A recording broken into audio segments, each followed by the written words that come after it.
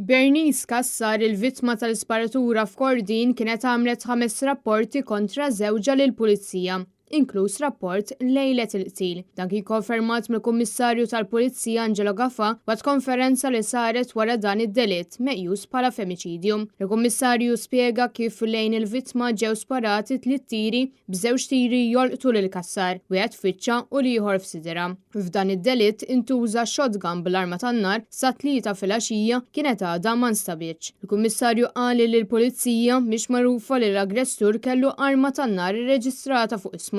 Intant jidher li wieħed mir-rapporti li għamlet il-vittma kien ta' vjolenza fiżika tant li soffriet ġrieħi ħfief. Bir-rapporti l-oħra kienu ta' vjolenza psikoloġika.